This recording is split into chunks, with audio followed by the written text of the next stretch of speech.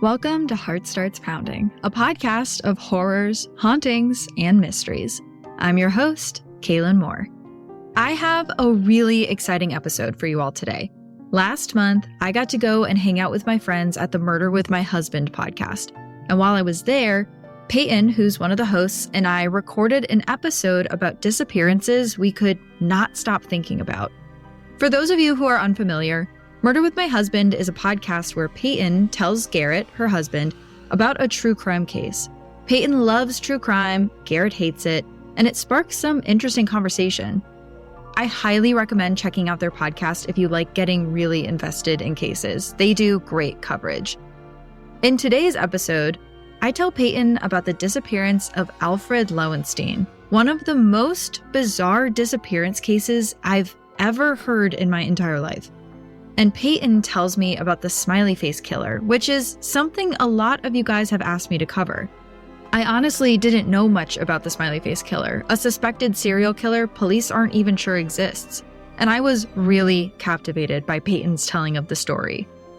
So, this episode is a little different than most Heart Starts Pounding episodes. It's a little more conversational at times, but I think you'll really enjoy our coverage. And as always, if you're listening to the ad-supported version of this podcast, thank you so much. Our sponsors make the show possible.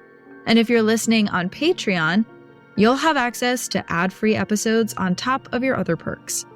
Okay, let's dive right into it. First, I want to tell you about the 1928 disappearance of Alfred Lowenstein. All right, so I'm going to set the stage. Okay. The evening of July 4th, 1928 was beautiful. A pilot named Captain Drew looked up at the sky and he noticed that there wasn't a single cloud. He could not have asked for better weather to fly a small private plane from London to Brussels for his most esteemed client. So that evening, he was to take the high-profile client as well as his posse a short distance over the English Channel. And the attendants of the flight included the plane's mechanic, 2 typists, the client's secretary, and the client's valet. And of course, there was also the man of the hour, the reason that they were all there, Alfred Lowenstein. Yes. So you might not recognize this name now. I didn't. Yeah, he's not a household name, but if you were alive at the time, you absolutely would have known who he was. He was 51 at the time, and when he boarded that flight the evening of July 4th, he was the 3rd richest man in the world. Which is like actually insane. Wild. Yes. Wild. And for reference, I put this down too. When I was writing this script, I looked up who the 3rd richest person was, and it's Jeff Bezos. Right. So obviously it's someone that we all would know, that the whole world would know about. Really high profile client. It just goes to show you, like, if we all know who Jeff Bezos was, everyone knew who Alfred was at the time. It really puts it into context. So similar to Jeff Bezos and kind of like the upper echelon of all of today's society, Alfred really liked to spend his money. So for one, this wasn't his only private plane. He had 21 other planes that he kept in a stable by his horses. One time he even sent one of his planes all the way to Russia to pick up caviar for a party he was throwing. Yeah. Really loved to spend his money. Yeah. He also owned 3 homes, 8 villas, and it's calculated that his weekly household budget was $100,000, which is $1.7 million today. And what year is this again? 1928. Like $100,000 in 1928. $1.7 million today. So it makes sense. Yeah, going and getting caviar is like a drop in the bucket for him. And so, yeah, that all goes to say that he was capital R rich. Right. And how did he make his money? So he made most of his money actually by supplying power facilities to developing countries, which was an industry that was really booming after World War I. I'm sure. And on top of being this prolific businessman, he also was using his fortune to invest in other companies. So he kind of had this exponential growth in his wealth. But that night, the night of July 4th, 1928, he wasn't going somewhere for business. He wasn't jet setting on vacation or heading to Russia for more caviar. He was going home to Brussels to see his wife, where he was from. Yeah. He was just going home. So I don't know if you've ever made the flight from London to Brussels. No. But it's really short. Yeah. So today it would take about an hour for that flight. But back then in 1928, planes went a little bit slower. it still wasn't going to take all that long for them to make this flight. Right. So it took off at about 6 p.m. and he was going to get home later that evening. And for the first half of the flight, Alfred sat in his seat just taking notes and reading, which is what he would normally do on these flights. Once they were up over the English Channel, however, he put down his notebook and he walked to the back of the small jet where the restroom was located. Without saying anything to anyone, No. correct? Just got up and walked back. Got up and walked to the back. Right. But someone noticed him do this. So Fred Baxter was his valet, and he watched as Alfred got up and walked through the back door to the back of the plane. And this, it wasn't like a plane today. You know, on planes today, you can see all the way back. Yes. And you can see the flight attendants, you can see the bathrooms. Right. This plane had a door in between Okay. the cabin and the back. So you would open the door, and then in the back, you would see the bathroom. Right. So Baxter watched the door close behind Alfred, and Baxter just went back to reading his book. Right. There's my rich client. Now I'm going to just go back to reading my book. Everything's great. Still rich. Still rich. He poops gold. Yeah, exactly. So a few minutes pass, and Baxter looks back towards the door, and he realizes that Alfred hasn't come back. Yeah. He didn't really think much of it this first time, but a few more minutes pass, and Alfred still didn't come back. And then a few more minutes, Yeah. and Alfred didn't come back. And Baxter starts getting this weird feeling, and something in him tells him he should go back and just check on Alfred. Which, side note, just putting myself in that position of like, how panicked do you have to be to go see how your boss is doing in the bathroom? Right. Like That's yes. he must have had a really bad feeling because that takes a lot. So he walks through the door to the back and he knocks on the bathroom door and he asks, is everything okay? But he doesn't hear anything back. Okay. So he knocks again, this time louder, but there's still nothing. And he starts panicking in this moment. He assumes that Alfred has had some sort of medical emergency. So he forces the bathroom door open and he finds nothing. Alfred is not in the bathroom. Alfred is not on the plane at all. Yeah, I was going to say, we're on a plane here. Right. Where could he have disappeared to? Where could he have disappeared to? Somehow in the last 10 minutes, Alfred had completely vanished. Yeah. The only proof that he had been back there at all was his necktie, which was laying on the floor. Right. So what happened next? Like, what does Baxter do from here? He runs to the front of the plane to try and get the pilot's attention. And again, this model of plane is different from a plane today. You can't just knock on the door and the pilot can come back out. This type of plane only had a small circular window that the pilot could look back at the cabin through. If he wanted to get into the cabin, he would have to land the plane, get out, and walk around. So what Baxter does is he has a piece of paper on him and he writes, "Captain's gone," and he slaps it up against the window. Yeah. And finally gets the pilot's attention, who starts freaking out, and they land the plane. And I can't even imagine, like, what do you mean? Yeah. What do you mean he's gone? Like, where? Gone. Yes. Can you imagine, as a pilot getting that message, someone Yeah. is gone Yeah. from the plane? At this point, when they land the plane, they're starting to come over France. So they land on the beach of France. But as they're landing on what they think is an empty beach, in the distance, the French army, who is actually running drills, sees the plane land and they start running over to see what's going on. Yeah. And one of the soldiers was this guy, Lieutenant Marquois. And he immediately starts talking to the pilot, but the pilot is panicking and he's not telling the lieutenant why. So the lieutenant kind of notes this as being strange, that he's not giving him any answers. And it actually takes him 30 minutes to come clean about why they landed and explain that, yes, a passenger did disappear while on the flight. And it's at this moment when Baxter, the valet, admits that aside from the empty restroom, there was another strange thing that he noticed in the back of the plane. So when you walk through the back door to the back of the plane, on your left would be the restroom, but on your right would be the exit. Right. The door to the outside Of the plane. of the plane, Yeah. into the air. And when Baxter went back to check on Alfred, the latch on that door, the exit, was undone. We'll be right back after a short break. If the theory, which now became that Alfred had somehow gone out of that door To get off the plane. to get because off where the is plane he? mid-flight, The question now becomes how and why did that happen?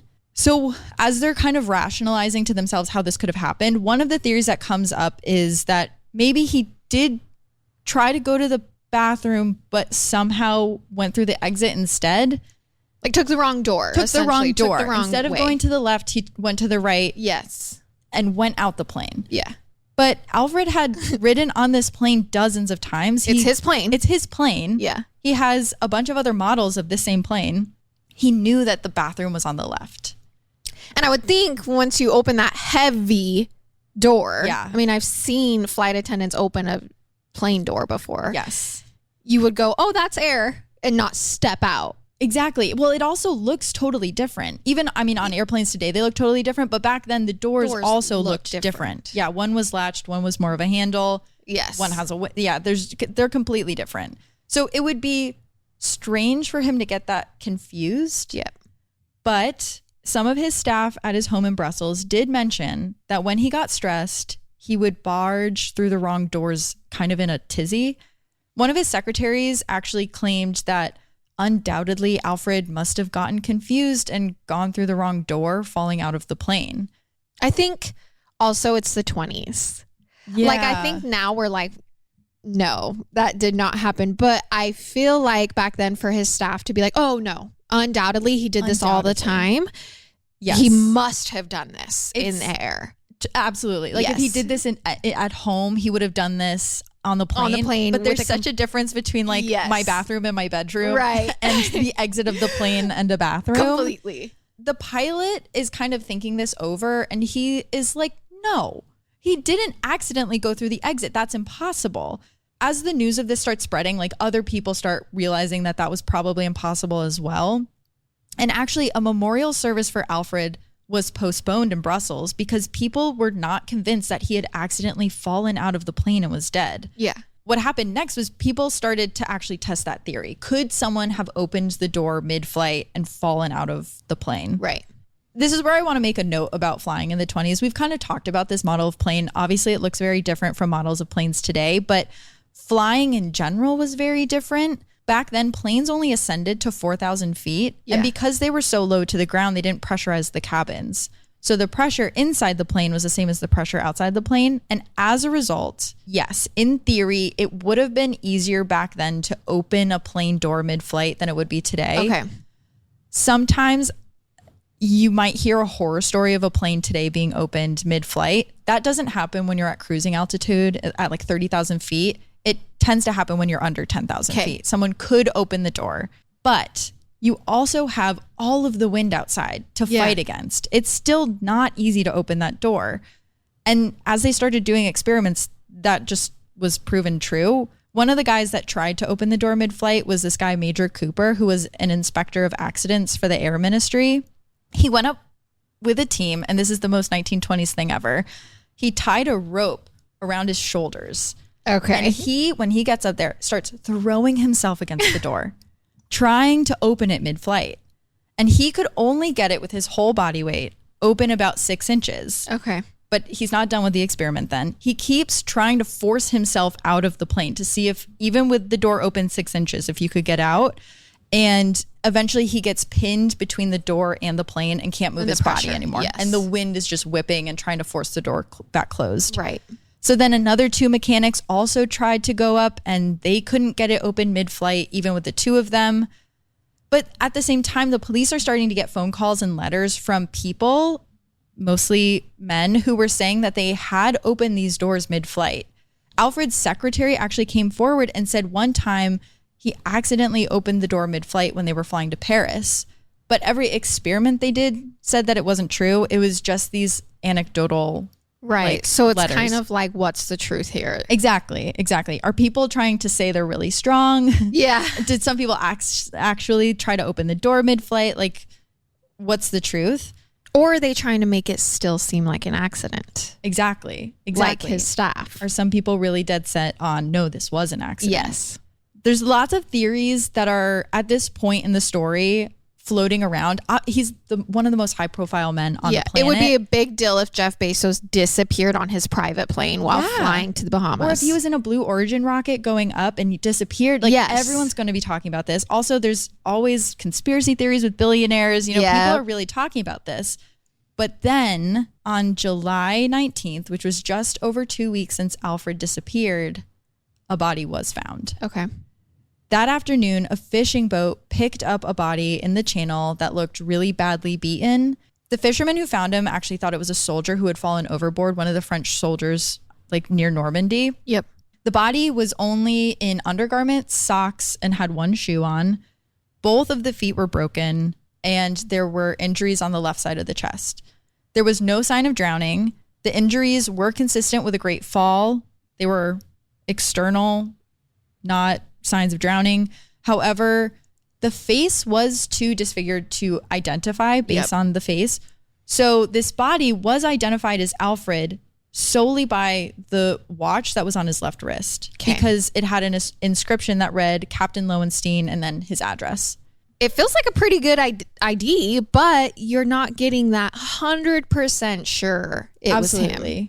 And one thing I will say about this case as well is it was international waters. He was Brussels. He was taking a flight from London. There was a lot of confusion as to who should have been looking into this.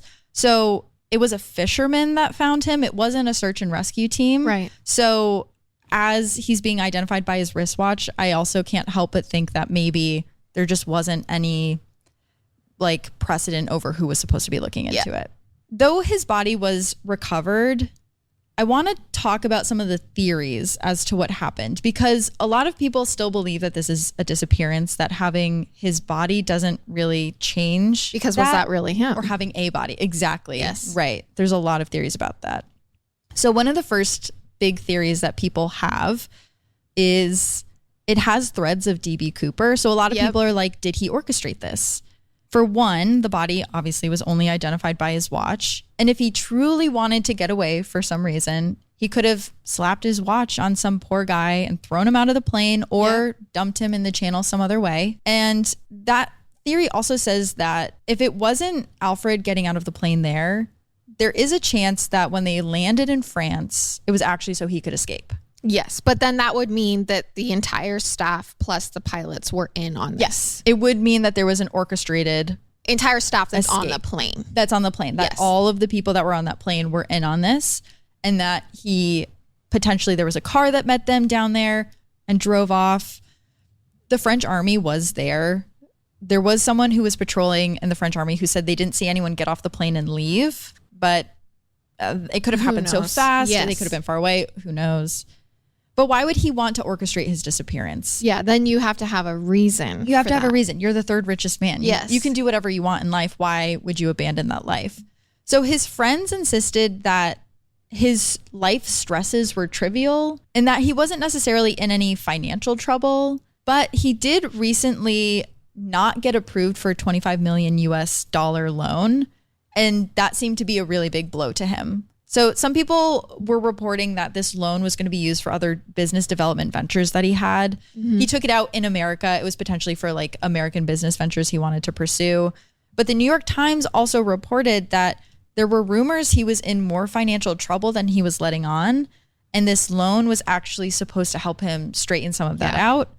Then he couldn't get it. It was just... Which is so funny because, I mean, not funny, but I can't imagine being so upset about not getting $25 million. But again, this is someone who was a billionaire even in the 20s. Well, and it makes me think of Inventing Anna. Did you watch that Netflix series? When she doesn't get approved for her loan, and granted, she was like a fraud. Of course. But it destroys her. It destroys people around her. I just think this is something that we as common folk can't relate to. Of course, especially if you're using that to dig you out of a hole, and that lifeline is now gone. Yep. I imagine. But I have seen other murders or disappearances where I'm in financial trouble and I need to fake my death or get out of here to fix it. Of course. Yeah. That seems like a good idea when you're in a really dire situation like that. So there was also a little bit of a slump in the Brussels stock market around the time that his disappearance occurred. And at the time, he was such a prolific businessman. He kind of was the Brussels stock market. Yeah. So any dip really negatively affected all of his businesses. So there was a theory that maybe he orchestrated his disappearance because things were slumping and he wanted to disappear. Either it was to protect his companies or to get out of the trouble. But if that was the case, then it actually had the exact opposite effect because his disappearance caused the stock market in Brussels to dip even further. Of course. As a result, obviously, that would happen too if like the CEO of if there's any shakeup at a major company, you know, the stock's always affected. So another prevailing theory, which this is the one that I keep turning to. So there's a theory that he had a medical emergency while on the plane. Right. Reportedly, Alfred had issues with his blood pressure and would sometimes have these fits that were kind of similar to heart attacks. At least to bystanders, they seemed like they were heart attacks. And the theory is that he started having one of these fits, and in an attempt to get some air, he actually tried to open the exit door. Yep. And that would also explain why his necktie was off when when they went looking for him, his necktie was on the floor. So you still have the issue with that theory of the plane door just being so hard to open. Yeah, couldn't even get it open. Couldn't even get it open. But if the plane hit turbulence at the exact right moment, some mechanics mentioned the door would have possibly been able to swing open for a moment and then just slam back shut from the wind. My question is, I'm thinking of a 20s plane. How would no one have heard that door open and close? Well, that's a great question. And actually, flying back then was a lot louder than it was today because you hear the engine, you hear like the whole plane was made of wood and metal too. So like it makes noise. The engines were louder. Like there are reports of how loud it was to fly. You couldn't necessarily have a conversation on a plane in the 20s. Right. So if someone was in the back of the plane, a door is closed, it is reasonable to think that they didn't hear the door open and close. Okay. It's not, when I hear that, I guess I'm not like, oh, that's impossible. They definitely would have heard that. It kind of makes sense that they wouldn't have. However, again, it's a loud door. Like if it's slamming shut from hundreds of miles an hour of wind, like it's going to close really loudly. This would have had to be perfectly timed with Alfred getting air also. Yeah. So it is kind of like a 1 in a million chance. Obviously, those still happen. He has to be having the attack. He has to push open the door. He has to take his necktie off, and then he has to hit turbulence. Exactly. All in one foul swoop so that it all can happen at the exact moment. So the problem with that theory is Alfred's doctor came forward and said that Alfred was actually in perfect health, which we can kind of take with a grain of salt. But he said that these fits were not really as bad as people were making them out to be. Okay. Also, Baxter told the police that Alfred was smiling when he got up and walked to the back. It didn't look, at least to the people on the plane, like he was having a medical emergency when he went back there. Okay. Which is interesting. He didn't necessarily get up with urgency. And they were saying it didn't look like an emergency to him. Right. There's also some conflicting reports on the level of urgency Alfred was having when he got up to walk to the back. But by conflicting reports, I mean, Baxter said he was smiling. One person said he got up and was walking fast. It's not really enough to be like, oh, that was a medical emergency that was in the midst of happening. He didn't turn to anyone and say, I think I'm having a heart attack, essentially. So on top of all of this, no one really mentioned in any of their interviews any strong jolts that the plane encountered while Alfred was in the back. Every interview I read, no one talked about the turbulence. Maybe it was a thing where it was just more common back then. Planes shook more, but at 4,000 feet, you're not hitting the same amount of turbulence as you hit at 30,000. Exactly. So there's also the last theory is that someone planned it. Yep. That it wasn't Alfred. It wasn't an accident. It was intentionally planned by someone. And one of the suspects that people think of is Alfred's wife, actually. So when the plane landed in Brussels without Alfred, his wife wanted it to be sent straight back to London. The only thing she said was, let it be sold. I don't ever want to see it again. Interesting. I mean, people in grief, you can't ever really judge what they say in grief. But she also never went to his memorial service. Okay.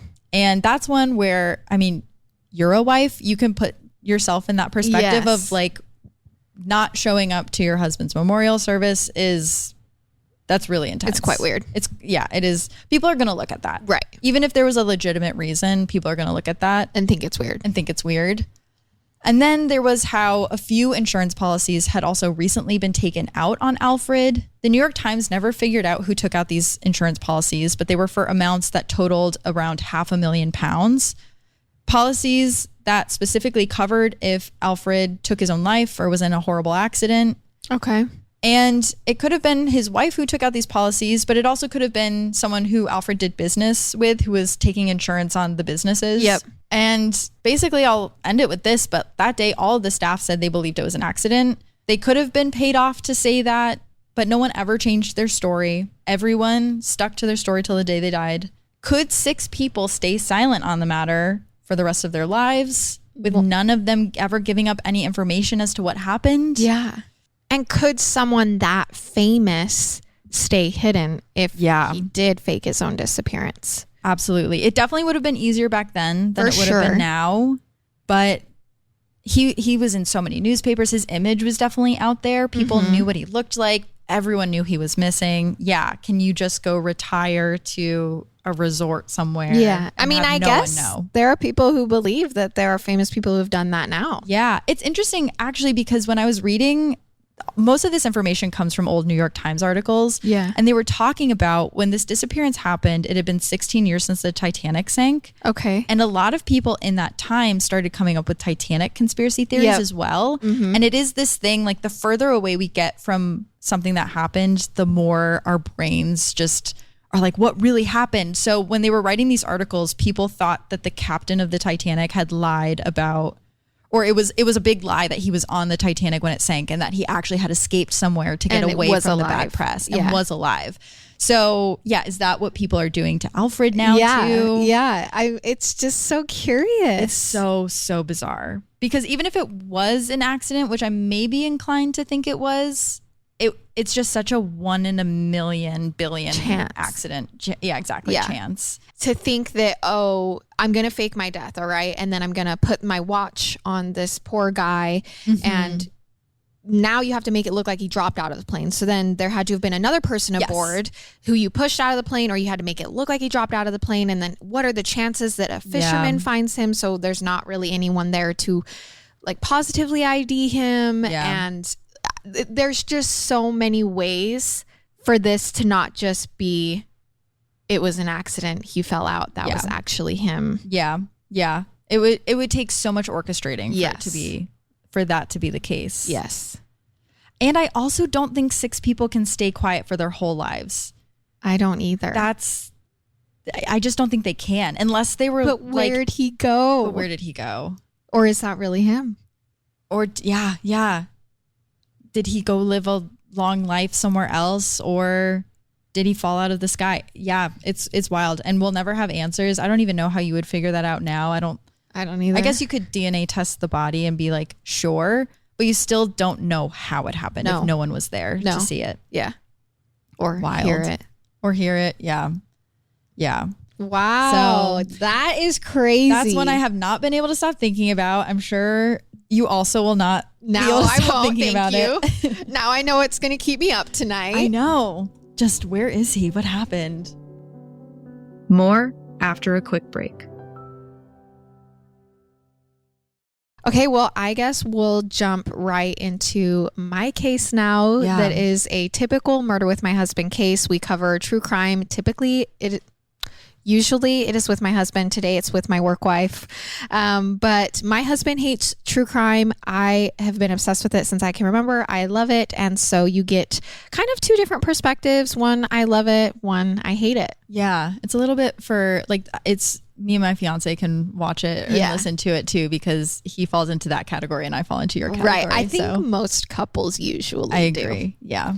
Okay. So we are starting, it's the late afternoon on October 31st, 2002. So Halloween afternoon. The 21-year-old Chris Jenkins just finished his day of classes at the University of Minnesota's Business School.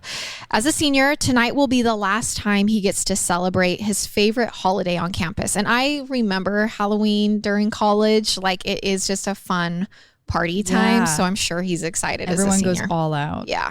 So Chris heads back to the house he rents just off of campus and eagerly takes this year's costume out of the bag. He puts on the faux hide skin jumpsuit, secures a beaded headband with a single red feather, and dressed as an Indigenous American chief, heads over to his girlfriend Ashley's place. She opens up to show Chris she went with a sexy cop, as promised. The plan for tonight, they are going to hit a few of the downtown Minneapolis bars, including the spot Ashley works, which is the Lone Tree Bar and Grill. As they round up a few friends, Ashley asks Chris, is he sure he doesn't want to bring a coat? It's a freezing cold night in Minnesota, about 20 degrees tops. Chris tells her, no way, it's going to ruin his costume, but maybe Ashley can carry his phone, his keys, and wallet for him because his hide skin suit doesn't have any pockets. Yeah. And I've done this at concerts and stuff where I tell Garrett, I'm like, hold my phone, hold my lip gloss. I'm not going to ruin my outfit. I know it's rare. Actually, I was thinking that the man doesn't have the pockets in the situation. It's a taste of his own medicine. Yeah. So now I realize that today Chris's costume would seem a bit off color to some, but in 2002, no one thought any less of Chris for it. That night, Chris was as popular as ever, chatting up everyone in the bar. He was always the kid who had and did it all. Captain of the school's lacrosse team, class clown, and a genuinely good friend to everyone around him. But as the evening went on, Chris seemed to be having a little too much fun. Shortly after midnight, he was approached by one of the bar managers about his behavior. With a giant stain on his costume, they insisted he was so drunk he must have urinated on himself. Oh. It was time for Chris to go, to get out of the bar. Chris and his friends, though, insisted, no, that's not pee. He only spilled on himself. It's just a drink. It was an accident, and he'd switched over to water at this point. But now an employee was already escorting Chris out the front door. With Ashley off mingling in the packed pub, Chris was forced outside in the freezing cold alone without his phone, his wallet, and his keys. And the bouncer refused to let him back in to go get them. They were like, nope, you are done. You're kicked out. Yeah, and there's no way for him to even tell her that he's out there. No. Yeah. So Chris starts walking north toward the Hennepin Bridge, the direction of campus. He's like, okay, I guess I'll just go back, start making my way home. The following day, Chris's parents called his cell to check in, but his roommate Ben was the one who answered. Ben explained that Chris was kicked out of the pub last night and seemingly never made it back to the house. After calling around to Chris's friends, the Jenkins phoned the police around 10 p.m. that night. So they give it a whole day trying to find their son. They can't find him. No one's seen him since the night before, so they call police. Yeah. But they were met with the same frustrating response we see in many of these true crime cases. Since Chris was 18, the police wouldn't consider him missing until 72 hours had passed. So much can happen in 72 hours. So much. And I feel like this is something that we've kind of seen get a little bit better today based on the circumstances. I was going to say, I don't think it's 72 hours anymore. Yes, but we've seen this often with a lot of the cases. Yeah. So Jan and Stephen Jenkins, which are his parents, weren't going to sit idly by for 3 more days. By November 2nd, they were making the drive from Eden Prairie, Minnesota to Minneapolis, looking to hire a private detective to look into their son's case. And they found a man named Chuck Loesch, which was a smart decision because even when those 72 hours came and went, the Minneapolis police were of little help to the family anyways. They insisted there wasn't much they could do until the body of Christopher Jenkins reappeared. There's nothing. They're like, no, not a single thing. Yeah. To go look at. Talk to the bar, see who maybe last saw him, check video footage. They say, nope, not until we know that something sinister has happened. That's horrible. We really aren't going to pay attention. So it's a good thing they hired the private investigator, absolutely. Chuck. So thankfully, Chuck was willing to do everything the police weren't. He began by retracing Chris's steps after he left the bar the night he went missing. If he were to head back to his dorm on foot, he would have had to cross over the Hennepin Avenue Bridge. So this big bridge. And there were 2 cameras outside the Federal Reserve building that had a great view of that path. But after reviewing the tapes, there's no sign of Chris crossing the bridge the night he disappeared. So he didn't even really make it very far, if that's the direction he went. Yeah, wow. So Chuck then interviewed several employees who worked at the Lone Tree Bar on Halloween night, something the police never do in the entirety of this case. And Chuck finds that several of the employees are now saying, no, Chris wasn't kicked out of the bar that night. He left on his own accord without his phone, wallet, and keys. Only his friends are like, no, that's not the truth. We were there. They said because he had this stain and he was acting a little wild, they kicked him out and we couldn't get him his stuff before it happened. Yeah, there's so many witnesses to that. Yeah.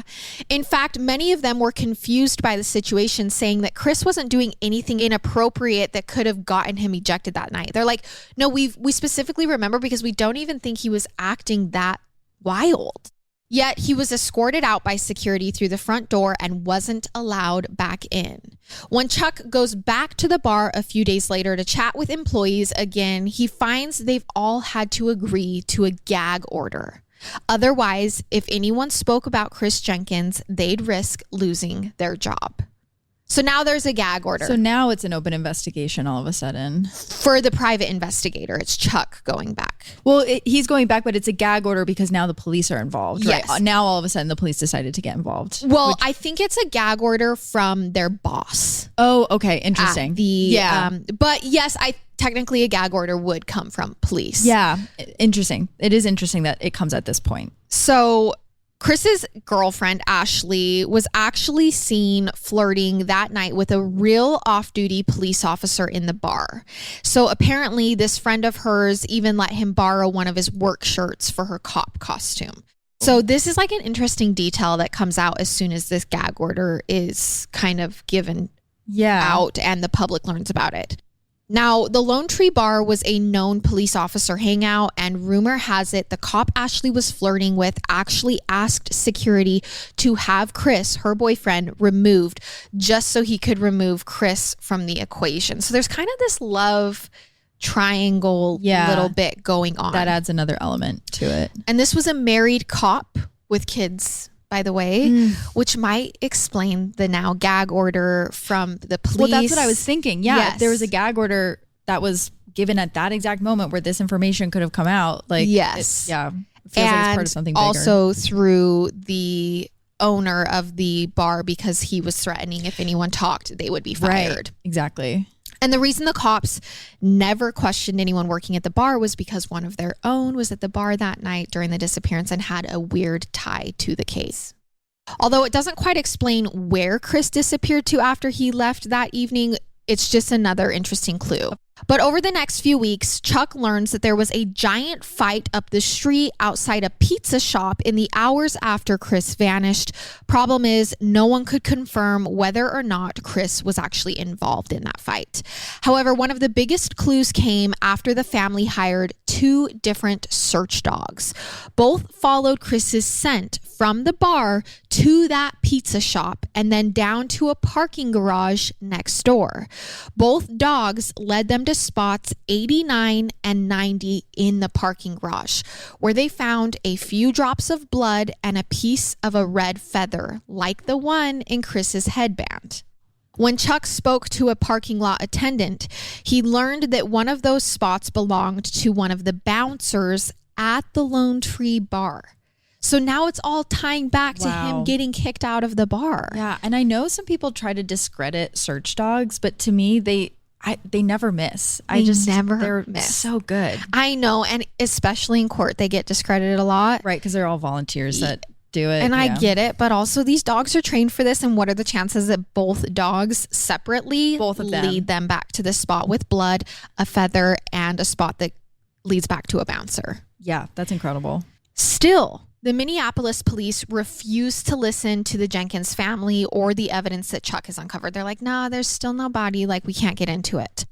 After a few months has passed, they still hadn't interviewed a single employee of the Lone Tree Bar, and he's still missing. They never even bothered to examine the house he shared with his friends. It wasn't until February 27th, 2003, that the police finally started to pay attention to Chris's case, because that morning, Chris's body was discovered floating in the Mississippi River less than a mile away from the Lone Tree Bar. And this is like 5 months later at that point? 5 months later. Wow. Less than a mile away. Wow. He was wearing his chief costume, his shoes were still on his feet, and his arms were crossed over his chest. The police were quick to assume he'd either died of suicide or had drunkenly fallen into the river on Halloween night. But there were plenty of clues that suggested otherwise, starting with the way his arms were positioned. If Chris had jumped to his death into the river, it was a strange position for his body to be found in. Usually in a situation like that, someone's arms would be down by their sides or floating out near them. Yeah. Plus, there was no bruising on Chris's body. If he had fallen from the bridge, you'd think there would be injuries to indicate that fall. The autopsy also determined that Chris's blood alcohol content was quite low, especially if he was as intoxicated as the Lone Tree employees claimed he was, enough to get kicked out. Interestingly, your BAC level should increase with decomposition, which indicated to private investigators that Chris might have been kept alive for a period long enough to sober up a little before he was killed. So maybe he didn't die as soon as he left the bar. Right. Maybe he was taken somewhere. Yes. Yeah, wow. Perhaps most disturbing of all, Chris was found with a clump of somebody else's hair clutched in his left hand. It didn't appear to be his, but it was never tested. But it didn't even match his color of hair. Okay, that's pretty easy to tell. Yeah. I feel like if it's the wrong color. In the end, Chris's death certificate read, quote, cause of death unknown, apparent drowning, manner of death undetermined. The police remained adamant, though, that Chris had died of suicide or by accident and that there was no foul play involved, and closed the case. But the Jenkins weren't going to give up that easily. They knew someone was behind the death of their son, and come April 2006, it was clear they weren't alone. That month, the Jenkins received a phone call from 2 retired NYPD homicide detectives named Kevin Gannon and Anthony Duarte. They had reason to believe that Chris's death might be connected to a string of others, and he may have been the target of a faceless group of serial killers. The Jenkins were aware that Chris wasn't the only college student to go missing in the fall of 2002. Within 10 days of his disappearance, a few others had disappeared within a 180-mile radius of one another.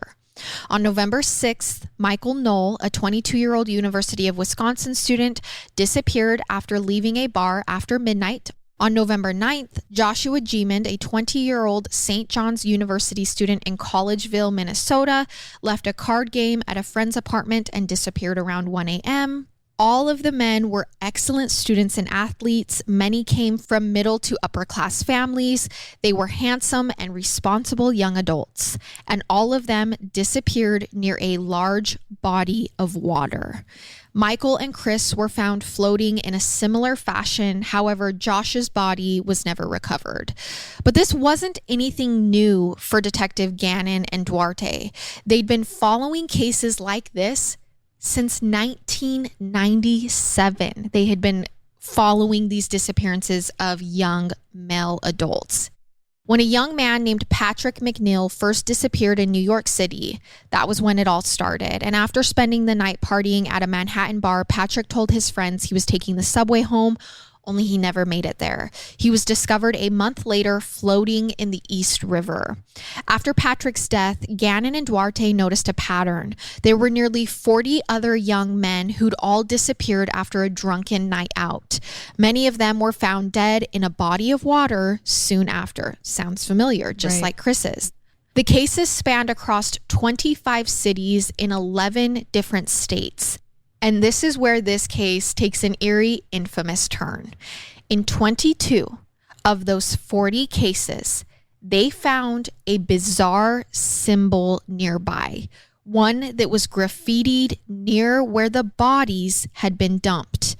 It was a picture of a smiley face. Sometimes that smiley face was drawn in red with devil horns. Other times it appeared with a note that read, "Evil, happy, smiley face man." That was a mouthful, by the way. On more than one occasion, it was accompanied with the word Sinsiniwa, which is an indigenous American word meaning rattlesnake. So this is when Gannon and Duarte realized they might be dealing with a group of people, maybe a gang, a group of serial killers, if you will, that are going around abducting these men when they're drunk and vulnerable, killing them, and then spray painting a smiley face nearby. More after the break. Yeah, it's wild that they were the first ones to connect the smiley faces. If they're at over half of the sites. 22 of 40 have a smiley face spray painted near the body of water where these boys are That's found. not like a common graffiti. I don't really see that out in the wild that much. So I think you would notice if there was that many symbols. And I think it's like the body of water tie too. Like it's not just right. I mean, this is where the infamous Smiley Face Killer comes into play. Yeah. But also there's all the MO is the same. Yeah. The body of water is the same. The smiley face is the same. So perhaps it was a group that targeted young, soon-to-be successful men, followed them around, maybe even drugged them, picked them up and tortured them before later dumping their bodies in a river, a place that would wash away most of the evidence. Gannon and Duarte named their hypothetical assailants the Smiley Face Killers, and later shared their research with the FBI, hoping for a serious inquiry. But in 2008, the FBI publicly rejected the theory, said there is no such thing as the Smiley Face Killers. They released a statement claiming despite the consistencies between the cases, they hadn't found any concrete evidence to support the links between the deaths.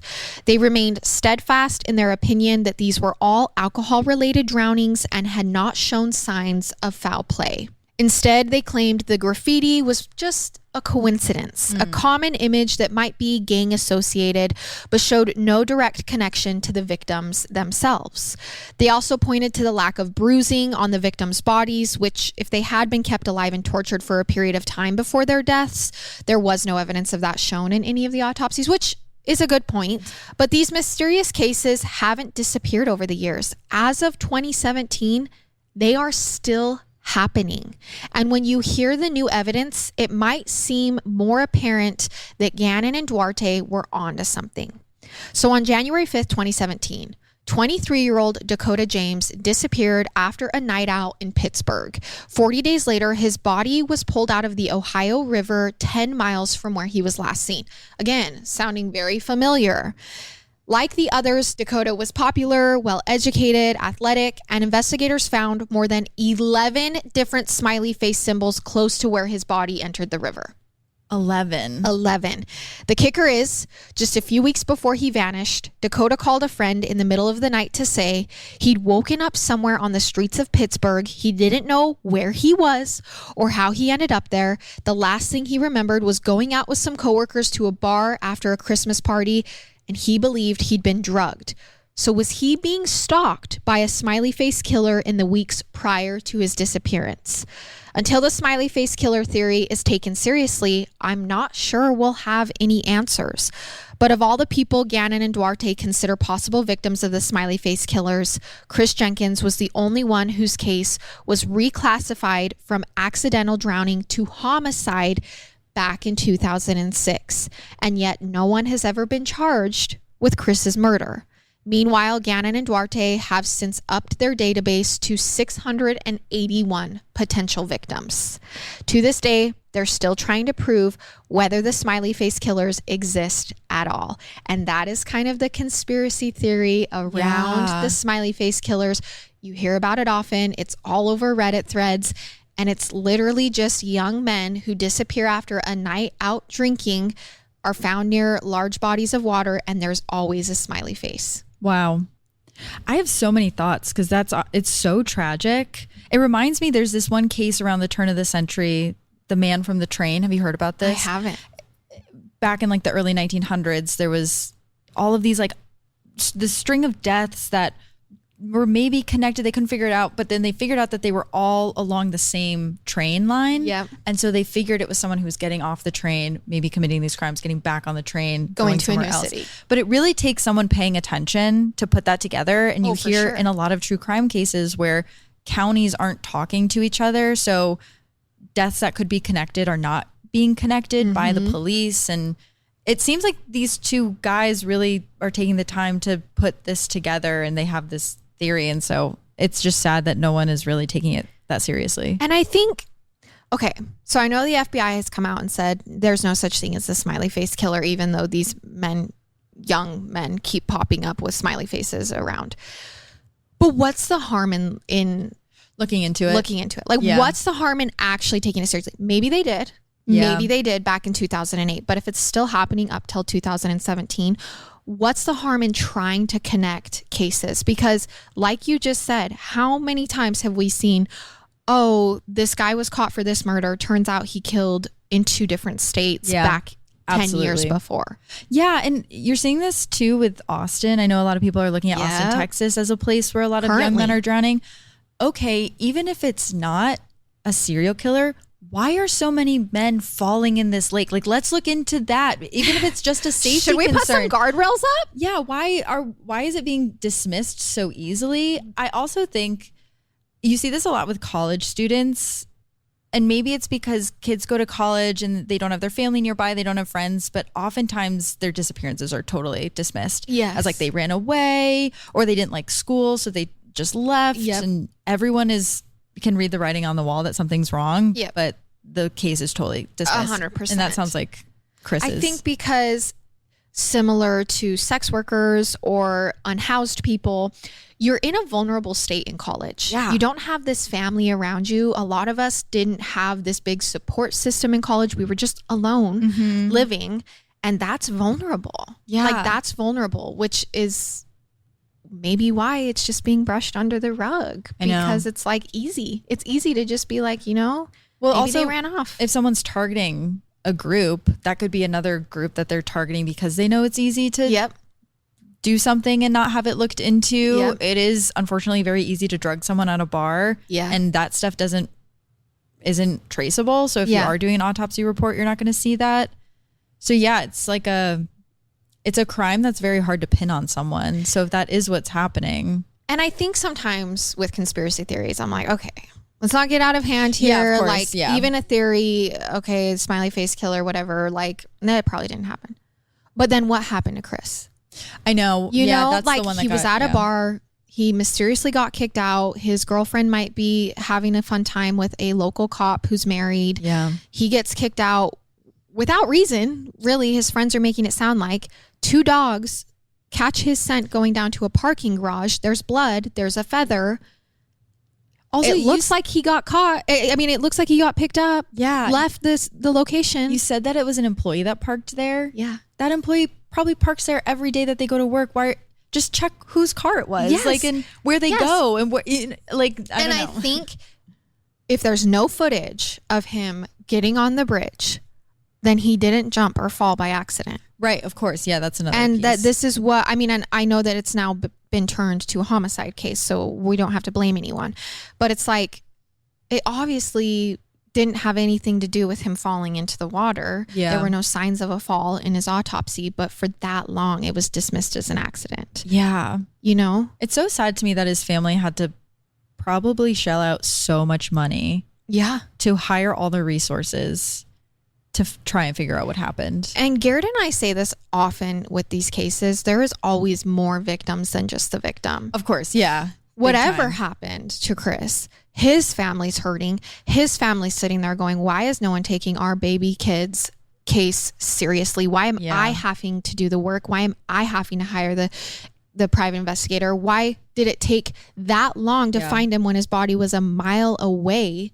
Like, how frustrating to feel like no one cares. Yeah. You shouldn't have to feel like you have to go search the river for your child. For your own child. Yeah. Yeah. I can't even imagine. That's so horrible. Whatever's happening to these young men, whether it's in Austin or Smiley Face Killer or just all the ones we talked about today, I think it's clear to say something is happening. Yeah. I don't know. Like you said, is it just an epidemic we're seeing with drunk young adults getting a little too drunk and falling into the water, or is there something more sinister at play? Yeah, like either way, it feels like something can be done. Just look out for your friends. It's so check in on your friends. Don't let them get kicked out alone. Take drinks from strangers that are open. Yes. It's never your fault. We're not victim blaming. Never. We're just saying, let's watch out for each other because it's a dangerous world. And it seems, especially from what people are saying in Austin, it seems like that's a big problem in Austin. Anyways, is just people getting drugged. So it never hurts to just watch out for your friends. Just to be careful. Wild. Well, that was a case that has been very highly requested by my listeners. So I'm sure they're going to be very interested in if you more ever about do this. a deeper dive, let me know so I can let Murder with My Husband listeners know. Absolutely. Or you can just go listen, and then if she does a deeper dive, you can get it, because I know you like to dive really deep into these, and this had to be a little brief. We kind of just did a little sample of each. Yeah. So if you even liked it at all, go check it out. Go check it out. Absolutely. I think there's a lot of overlap with our shows, for sure. and like the research based and the types of stories we tell. So I'm really excited that we're able to do this. Oh my god, this was so fun. We've been planning this for so long and have been wanting to do it. So happy that I got to see the new space. Yeah, everything looks awesome. It was so fun. Yeah, so fun. Okay, everyone, thank you for listening. Yeah, thanks so much. And I guess both of us will see you on our own shows next time. Yeah, absolutely. Bye. This has been a Heart Starts Pounding and Murder with My Husband collab episode. Thank you to Garrett for letting me steal Payton for the day, and thanks to Payton for joining me on the episode. Go check out Murder with My Husband for more of Payton's coverage on cases. Sound design and mix by Peachtree Sound. Thank you so much to all of our new patrons. You will be thanked by name in the monthly newsletter. Special thanks to Travis Dunlap, Grayson Jernigan, the team at WME, and Ben Jaffe. Have a heart-pounding story or a case request? Check out heartstartspounding.com. Until next time, stay curious. Woo!